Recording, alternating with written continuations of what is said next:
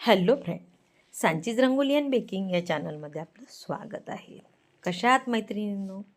आणि हे ओळखलंच असेल आपल्याला, कारण आता उन्हाळा लागलेला आहे आणि उन्हाळ्यामध्ये असं कुठलं घरच नसेल ज्या घरी ही आंब्याची चटणी बनत नाही.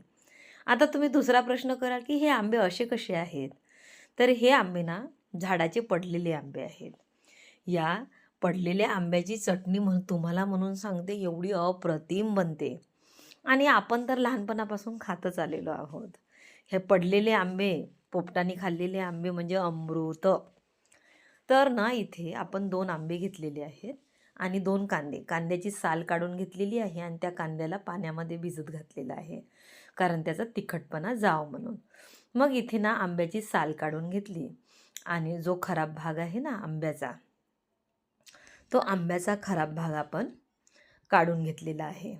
चाकूच्या साहाय्याने बघू शकतात आपण असं क्लीन करून घेतलेलं आहे.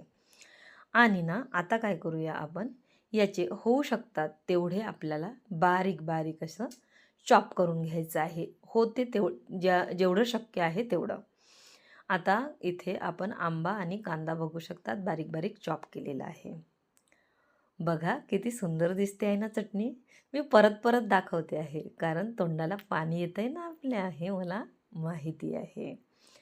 तर ना इथे काय केलेलं आहे, कोथिंबीर पण आपलं चिरून झालेलं आहे. मग एका बाउलमध्ये आधी आंबे, कोथिंबीर आणि कांदा टाकून घेऊया आणि याच्याच वरती ना आपण आवडीनुसार आपल्याला जसं आवडते तसं तिखट, मीठ आणि हळद, आणि मी चिमूटभर थोडंसं टाकलेलं आहे इथे गरम मसाला. या सगळ्या साहित्याला आपण छान मिक्स करूया आणि असं तोंडाला पाणी सुटणारी चमचमीत अशी आपण चटणी बनवून घेऊया आणि खायला रेडी आहे.